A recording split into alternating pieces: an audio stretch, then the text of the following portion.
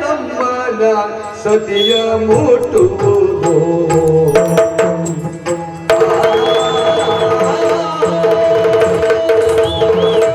ನ್ಯಾಯವೇ ತಮ್ಮನ ಸತಿಯ ಮುಟ್ಟುವುದು ಹೇಯವಿದ್ದುದರಿಂದ ದೋಷ ತಟ್ಟಿದುದು ಹೇಯವಿದ್ದುದರಿಂದ ದೋಷ ತಟ್ಟಿದುದು ಪ್ರಾಯಶ್ಚಿತ್ತಗಳಿದು ಪದ ದೋಷಗಳಿಗೆ ಪ್ರಾಯಶ್ಚಿತ್ತಗಳಿದು ಪದ ದೋಷಗಳಿಗೆ ಕಾಯ ಕಟ್ಟಲವೆಂಬ ನಿಜ ಮಾತಿನೊಳಗೆ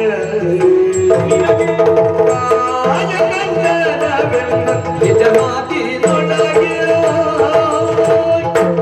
ಹಾಗಾದ್ರೆ ತೆರೆಯ ಮರೆಯಲ್ಲಿ ನಿಂತು ಬಾಣವನ್ನು ಪ್ರಯೋಗಿಸಿದೆ. ಇದರ ಹೊರತಾಗಿ ನಿಜವಾಗಿ ನೀನು ಪ್ರಶ್ನೆಯ ಮುಂದಿಡಬಹುದು, ನೇರವಾಗಿ ಬಂದು ನಿನ್ನಲ್ಲಿಯೇ ಮಾತನಾಡಬಹುದಿತ್ತಲ್ಲ. ಆಗುವುದೇ ಇಲ್ಲ. ಯಾಕೆ ಅಂತ ಕೇಳು. ಹಿರಿಯವ ನೀನು ಅಗ್ರಜ, ತಮ್ಮನ ಹೆಂಡತಿಯನ್ನ ಕೂಡಿದ್ದೀವಿ ಅಂದ್ರೆ ಮುಟ್ಟಿದ್ರಲ್ಲಿಯೂ ದೋಷ ಎನ್ನುವುದು ತಟ್ಟಿಕೊಂಡಿದೆ. ಯಾವ ಹಿರಿಯ ಆತ ತನ್ನ ಮಗಳನ್ನು, ಔರಸ ಪುತ್ರಿಯನ್ನು, ತಮ್ಮನ ಹೆಂಡತಿಯನ್ನು ಮುಟ್ಟುವುದಕ್ಕೆ ಮುಂದಾಗುತ್ತಾನೋ ಅವನಿಗೆ ದೋಷ ಎನ್ನುವುದು ಕಟ್ಟಿಟ್ಟ ಬುತ್ತಿ ಎನ್ನುವುದು ಮನುವಿನ ಸ್ಮೃತಿಯಲ್ಲೇ ಹೇಳಿದಂತಹ ಮಾತು. ಅಂತವರು ಯಾರೇ ಇರಲಿ ಅಂತವರಿಗೆ ಕಾಯ ಖಂಡನವೆನ್ನುವುದೇ ಶಿಕ್ಷೆ. ಕಾಯ ಖಂಡನ ಅಂತ ಹೇಳಿದ್ರೆ ಕೇವಲ ಅವರಿಗೆ ಘಾಸಿ ಮಾಡುವುದಲ್ಲವೇ ಅಲ್ಲ, ಅವರನ್ನ ಸಾಯಿಸುವುದೇ ಶಿಕ್ಷೆ ಇರುವಂತದ್ದು. ಆ ನೆಲೆಯಲ್ಲಿ ನಿನಗೆ ಕೊಟ್ಟಿದ್ದೇನೆ. ಮತ್ತೆ ಆ ಹೊತ್ತಿಗೆ ಕೆಲವರು ಮತ್ತೆ ಮುಂದಿನ ದಿನಗಳಲ್ಲಿ ಪ್ರಶ್ನೆಯನ್ನ ಮಾಡ್ತಾರೆ, ಹಾಗಾದ್ರೆ ಸುಗ್ರೀವ ಅಣ್ಣನ ಹೆಂಡತಿಯನ್ನ ಮುಟ್ಲಿಲ್ವೋ ಎನ್ನುವಂತಹ ಪ್ರಶ್ನೆ ಒಂದು ಉದ್ಭವಿಸಬಹುದು. ಅಣ್ಣನ ಹೆಂಡತಿಯನ್ನ ಅವನಾಗಿ ಬಯಸಿ ಹೋದದ್ದಲ್ಲ, ಅವಳಾಗಿ ಬಂದು ಪೀಠವನ್ನು ಏರಿತ್ತು. ಆ ನೆಲೆಯಲ್ಲಿ ಶಿಕ್ಷೆಯೂ ಆಗುವುದಿಲ್ಲ. ಇನ್ನು ಇದಕ್ಕೂ ಒಂದು ಪ್ರಾಯಶ್ಚಿತ್ತ ಎನ್ನುವುದಿತ್ತು. ಯಾವಾಗ ಹೇಗೆ ಅಂತ ಕೇಳಿದ್ರೆ, ಬಂದಂತಹ ಹೊತ್ತಿಗೆ ನಿನ್ನ ಎಲ್ಲ ಉತ್ತರ ಕ್ರಿಯೆಗಳನ್ನ ಮಾಡಿ ಮುಗಿಸಿದ್ದಾಗಿತ್ತು. ಹಾಗಾದ್ರೆ ವ್ಯಕ್ತಿಯಾದವನೊಬ್ಬನಿಗೆ ಉತ್ತರ ಕ್ರಿಯೆಯನ್ನ ಮುಗಿಸಿದ್ದೇ ಹೋದಾದ್ರೆ ಮತ್ತೆ ಪುನರಪಿ ಅವ ಮರಳಿ ಬಂದ ಅಂತಾದ್ರೆ ಅವನ ಹೆಂಡತಿ ಮಕ್ಕಳು ಬದುಕಿದ್ದಾರೆ, ಇನ್ನೊಬ್ಬರ ಜೊತೆಯಲ್ಲಿ ವಾಸವಾಗಿದ್ದಾರೆ ಅಂತ ಹೇಳಿ ಆದ್ರೆ ಶಾಸ್ತ್ರದಲ್ಲಿ ಹೇಳಿದ್ದಾದ್ರೂ ಏನು, ಅವರನ್ನು ಮುಟ್ಟುವುದಕ್ಕೂ ಹೋಗಬಾರದು, ಅವರ ಜೊತೆಯಲ್ಲಿ ಸಂಬಂಧವನ್ನು ಬೆಳೆಸುವುದಕ್ಕೂ ಹೋಗಬಾರದು. ಆ ಹೊತ್ತಿಗೆ ಏನು ಮಾಡಬೇಕು? ಹಾಗಾದ್ರೆ ಪುನರಪಿ ಅವನಿಗೆ ನಾಮಕರಣದಿಂದ ತೊಳಗಿ ಅವನಿಗೆ ಆಗಬೇಕಾದಂತಹ ಸಂಸ್ಕಾರ ಕ್ರಿಯೆಗಳೆಲ್ಲ ಮುಗಿದು ಆ ಹೆಂಡತಿ ಮಕ್ಕಳು ಅವನನ್ನ ಓಲೈಸಿ ಬರ್ತಾರೆ ಅಂತ ಹೇಳಿ ಆದ್ರೆ ಸೇರಿಕೊಳ್ಳಬಹುದು ಎನ್ನುವುದಾಗಿ ಸ್ಮೃತಿಯಲ್ಲಿ ಹೇಳಿದಂತಹ ಮಾತು. ಆ ರೀತಿಯಾಗಿ ನೀನು ವರ್ತಿಸದೆ ಅವ ಏನನ್ನೂ ಹೇಳುವುದಕ್ಕೆ ಬಿಡದೆ ನೀನು ಮುಂದಾದ ಅವನಿಗೆ ಹೊಡೆಯುವುದಕ್ಕೆ, ಆ ನೆಲೆಯಲ್ಲಿಯೂ ತಪ್ಪನೆ ಎಸಗಿದ್ರಿಂದ ಈ ಕಾಯಕಣ್ಣನನ್ನು ಶಿಕ್ಷೆಯನ್ನು ಕೊಟ್ಟಿದ್ದೇನೆ. ಇಷ್ಟೆಲ್ಲ ಶಿಕ್ಷೆ ಕೊಟ್ಟ ಮೇಲೂ, ಇಷ್ಟೆಲ್ಲ ಆದ ಮೇಲೂ ನಿನಗೆ ಇನ್ನೂ ಬದುಕುವ ಆಸೆ, ಇನ್ನೂ ಬದುಕಬೇಕೆಂಬಾಸೆಯುಂಟ, ಮುಂದಿನ್ನು ಬದುಕಬೇಕೆಂಬಾಸೆಯುಂಟ, ಹಿಂದೆ ಕರುವೆ ಬಾಳುವುದು ನೋಯದಂತೆ, ಒಂದೇ ಬುದ್ಧಿಯೊನೆಲ್ಲ ಸತ್ಯವ ಬಿಡದೆ ಚಂದವಾಗಿರುವುದು ಸರ್ವರು ಕಡೆಗೆ. ಆಸೆ ಉಂಟೆ ವಾಲಿ, ಬದುಕಬೇಕೆಂಬ ಆಸೆ ಉಂಟೆ? ಈ ಪ್ರಪಂಚದಲ್ಲಿ ಹುಟ್ಟಿದಂತಹ ಚರಾಚರ ಜೀವಿಗಳಿಗೆಲ್ಲ ಇರುವಂತಹ ಆಸೆ ಕಟ್ಟವನಿಗೆ ಯಾವುದು? ತಾನು ಬದುಕಬೇಕು ಎನ್ನುವಂತಹ ಆಸೆ. ಅಂತಹ ಆಸೆಯನ್ನ ಈ ಹೊತ್ತಿಗೂ ನೀನು ಹೊತ್ತಿದ್ದಿ ಅಂತ ಹೇಳಿ ಆದ್ರೆ ನಿನಗೊಂದು ಅವಕಾಶವನ್ನ ಕೊಡ್ತೇನೆ. ನಿನಗೆ ಬಿಟ್ಟಿರುವಂತಹ ಬಾಣ, ಆ ಬಾಣ ನನ್ನಂತ ಹೊರಟಂತಹ ಬಾಣ ಜಾತ ಬಾಣಗಳದ್ದು. ಯಾವ ಕಾರಣಕ್ಕಾಗಿ ನೀನು ಅಲ್ಲಾಡಿಸಿದ್ರೆ ಹಿಂದಕ್ಕೂ ಬರುವುದಿಲ್ಲ, ಮುಂದಕ್ಕೂ ಹೋಗುವುದಿಲ್ಲ. ಯಾಕೆ? ರಾಮ ಬಿಟ್ಟ ಬಾಣ ಅದು ಮನಸ್ಸಿನಿಂದ ಬಿಟ್ಟ ಬಾಣ, ಮನಸ್ಸಿಜ ಬಾಣ ಅದು. ಅಂತಹ ಮನಸ್ಸಿಜ ಬಾಣವನ್ನು ಪುನರಪಿ ಹಿಂದಕ್ಕೆ ಕರೆಯುತ್ತೇನೆ. ಇದ್ದಾರಲ್ಲ ನಿಮ್ಮವರೆಲ್ಲ ಸೇರಿಕೊಂಡು ಸುಖವಾಗಿ ಬದುಕಬಹುದು. ಬದುಕುವುದಕ್ಕೆ ಸಾಧ್ಯ ಉಂಟೆ ಅಂತ ಆಲೋಚನೆ ಮಾಡಿದ್ರೆ ಖಂಡಿತ ಇಲ್ಲ. ಯಾಕೆ? ಮಗಳನ್ನು ಅಥವಾ ಹೆಂಡತಿಯ ತಮ್ಮನನ್ನು ಮುಟ್ಟಿದವನಿಗೆ ನಾಳೆಯ ದಿನ ಅವಳ ಜೊತೆಗೆ ಬದುಕಬೇಕು ಅಂತ ಹೇಳಿ ಆದ್ರೆ, ಮಗಳಾಗಿ ಕಾಣಬೇಕು ಅಂತ ಆದ್ರೆ ಸಾಧ್ಯ ಉಂಟೆ? ಖಂಡಿತ ಆಗುವುದಿಲ್ಲ. ಹಾಗಾದ್ರೆ ಬದುಕುವುದಕ್ಕಿರುವುದು ಒಂದೇ ಒಂದು ಮಾರ್ಗ, ಅದು ಯಾವುದು? ಸನ್ಯಾಸಿಯಾಗಿ ನೀನು ಬದುಕಬೇಕು. ಸನ್ಯಾಸಿ ಆದವನಿಗೆ ಪ್ರಪಂಚವೆಲ್ಲವೂ ಒಂದೇ ಅಂತೆ, ಒಂದೇ ಮನೆಯಂತೆ, ಎಲ್ಲರೂ ಮಕ್ಕಳಂತೆ. ಅಂತಹ ಮಕ್ಕಳ ಭಾವದಿಂದ ನೀನು ಇನ್ನೂ ಬದುಕತಿ ಅಂತ ಹೇಳಿ ಆದ್ರೆ ಅವಕಾಶವನ್ನು ಮಾಡಿಕೊಡ್ತೇನೆ. ಯಾಕೆ? ನಿನ್ನಲ್ಲಿ ಹುಟ್ಟದ್ದು ಕ್ರೋಧ ಹೇಗೆ? ಕಾಮದಿಂದ ಕ್ರೋಧ ಎನ್ನುವುದು ಹುಟ್ಟಿದ್ದಲ್ಲವೇ ಇಲ್ಲ, ಕ್ರೋಧದಿಂದ ಕಾಮ ಎನ್ನುವುದು ಮೂಡಿದ್ದು. ಆ ನೆಲೆಯಲ್ಲಿ ನಿನಗೊಂದು ಅವಕಾಶವನ್ನು ಮಾಡಿಕೊಡ್ತೇನೆ. ಅಂತಹ ಅವಕಾಶ ಬೇಕು ಅಂತಾದ್ರೆ ತಪ್ಪಾಯ್ತು ಎನ್ನುವುದಾಗಿ ತಮ್ಮನಲ್ಲಿ ಕೇಳು, ಒದಗಿಸಿಕೊಡ್ತೇನೆ. ಕರುಣಾವಿದ್ದರೆ ಸಾಕು,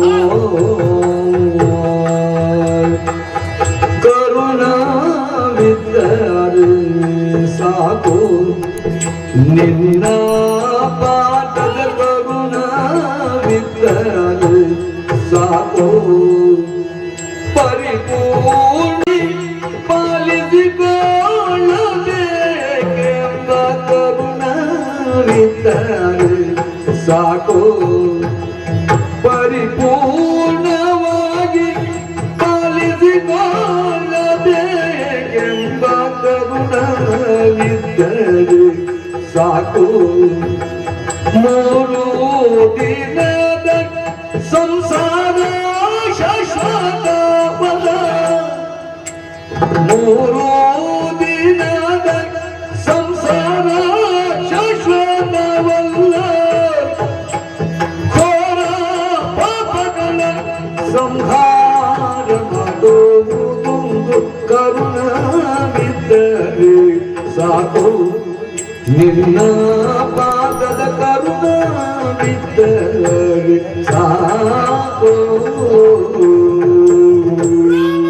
ರಾಮ ರಾಮ ಸಾಕು ರಾಮ ಸಾಕು ಪುಂಖಾದ ಪುಂಖವಾಗಿ ನಾನು ಮಾಡಿರುವಂತಹ ತಪ್ಪುಗಳ ಸರಮಾಲೆಯನ್ನ ನನ್ನ ಎದುರುಗಡೆಯಲ್ಲಿ ಅನಾವರಣಗೊಳಿಸ್ತಾ ಇದ್ದೀಯ ಇದುವರೆಗೆ ನಾನೇ ಸರಿ ನಾನು ಮಾಡಿದ್ದೇ ಸರಿ ನನ್ನ ಕಾರ್ಯವೇ ಸರಿ ಎನ್ನುವುದಾಗಿ ನಾನು ಮುನ್ನಡೆಯುತ್ತಾ ಇದ್ದವ ಅದಕ್ಕೆ ಕಾರಣ ನನ್ನಲ್ಲಿ ದೈಹಿಕವಾಗಿರುವಂತಹ ಬಲಾಢ್ಯತೆ ಹಾಗಾದ್ರೆ ಬಲಾಢ್ಯತೆ ಎನ್ನುವುದು ಯಾವಾಗಲೂ ಸದ್ವಿನಿಯೋಗ ಆಗಬೇಕು ಮತ್ತೊಬ್ಬರಿಗೆ ಉಪಕಾರವಾಗಬೇಕು ಬಿಟ್ರೆ ದುರ್ವಿನಿಯೋಗ ಆಗಬಾರದು ಮತ್ತೊಬ್ಬರಿಗೆ ಅಪಕಾರ ಆಗಬಾರದು ಆ ತಿಳುವಳಿಕೆ ನನಗೆ ಬಂದದ್ದಿದ್ರೆ ಅದು ಈಗ ನಿನ್ನ ಮಾತಿನಿಂದ ರಾಮ ಮತ್ತೆ ಬದುಕಬೇಕು ಎಂಬ ಆಸೆ ಇದ್ರೆ ಈ ಬಾಣವನ್ನ ನೋಯದೇ ಇರುವ ಹಾಗೆ ಹಿಂದಕ್ಕೆ ಕರೀತೇನೆ ಎನ್ನುವುದಾಗಿ ಆಡುತ್ತಾ ಇದ್ದೀಯ ಬೇಡ ರಾಮ ನಿನ್ನ ಪಾದದ ಕರುಣೆಯೊಂದು ನನಗಿದ್ದರೆ ಸಾಕು ನಿನ್ನ ರಕ್ಷಣೆಯೊಂದು ನನಗಿದ್ದರೆ ಸಾಕು ಕಾರಣ 3 ದಿನದ ಬಾಳುವೆ ಇದು ಈ ಪ್ರಪಂಚದಲ್ಲಿ ಸಂಸಾರದ ಸುಖ ಸಂತೋಷ ಎನ್ನುವುದು ಶಾಶ್ವತವಾದದ್ದಲ್ಲವೇ ಅಲ್ಲ ನೀರ ಮೇಲಿನ ಗುಳ್ಳೆಯಂತೆ ಯಾವ ಕ್ಷಣದಲ್ಲಿಯೂ ನಾಶ ಹೊಂದಬಹುದು ಆದರೆ ಈ ತಿಳುವಳಿಕೆ ಇಲ್ಲಿಯವರೆಗೆ ಬಾರದೆ ಇಂಥ ಅನರ್ಥವನ್ನ ಅಧರ್ಮವನ್ನ ಮಾಡಿಬಿಟ್ಟೆ ರಾಮ ಮತ್ತೆ ನನಗೆ ಬದುಕಬೇಕು ಎಂಬ ಆಸೆ ಖಂಡಿತವಾಗಿ ಇಲ್ಲ ನೋಡಲ್ಲಿ ನೋಡು ಕೀಳು ಮೂರರಿ ಕಮಲ ಲೋಚನ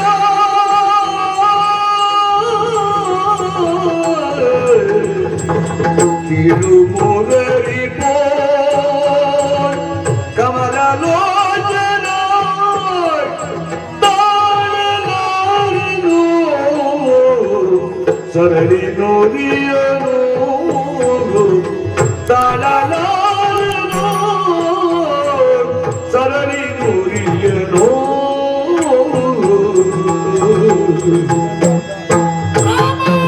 ಒಡಲು ಸುಡುತ್ತೀರೆ ತಾಪ ಗೆದ್ದಿದೆ ಒಡಲು ಸುಡುತ್ತಿದೆ ತಾಪ ಗೆದ್ದಿದೆ ಕಡಲ ಶಯನನೇ ಕಾಯೋ ಕರುಣವೇ ಕಡಲ ಶಯನನೇ ಕಾಯೋ ಕರುಣವೇ ಭಕ್ತವತ್ಸಲ ಮುಕ್ತಿದಾಯಕ ಭಕ್ತವತ್ಸಲ ಮುಕ್ತಿದಾಯಕ ಶಕ್ತಿ ರೂಪನೇ ಶೇಷಶಯನನೇ ತಿರುಪನೇ ಶೇಷಶಯನನೇ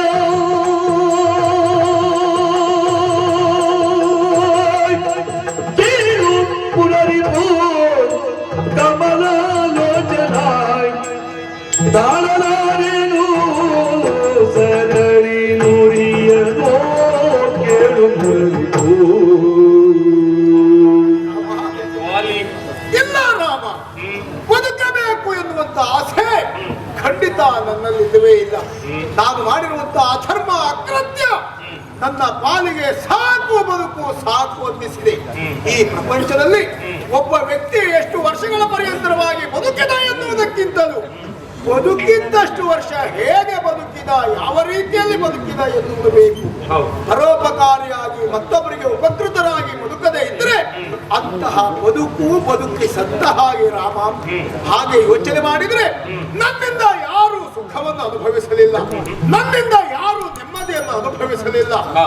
ತಮ್ಮನನ್ನ ಚೆನ್ನಾಗಿ ನೋಡಿಕೊಂಡು ಅವನಿಗೊಂದು ಬದುಕನ್ನು ಕಲ್ಪಿಸಿಕೊಡಬೇಕಾದಂತಹ ನಾನೇ ಅವನ ಬದುಕನ್ನು ಸರ್ವನಾಶ ಮಾಡಿದ್ದೇನೆ ಅಂತಾದ್ರೆ ಈ ಪ್ರಪಂಚದಲ್ಲಿ ಬದುಕುವ ಅರ್ಹತೆಯನ್ನು ನಾನು ಕಳೆದುಕೊಂಡಿದ್ದೇನೆ ಅಂತಲೇ ಅರ್ಥ.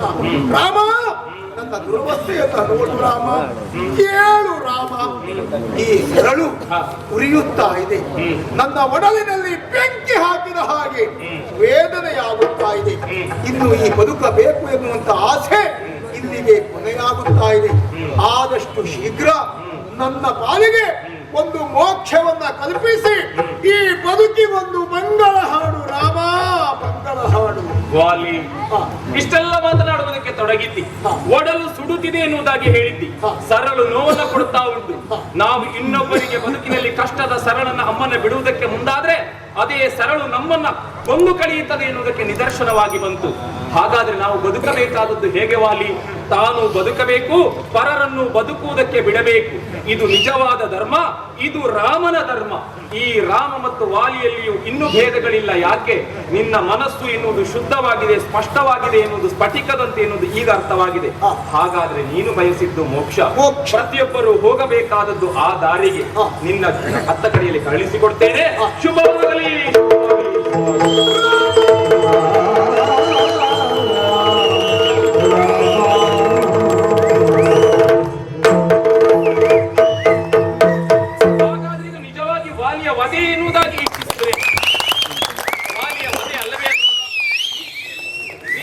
ವಾಲಿಗೆ ಮೋಕ್ಷವನ್ನು ಕರುಣಿಸಿದಂತಹ ಸಂದರ್ಭ ಭೂಮಿಯನ್ನು ಬಿಡಿಸಿದ್ದಾಯಿತು.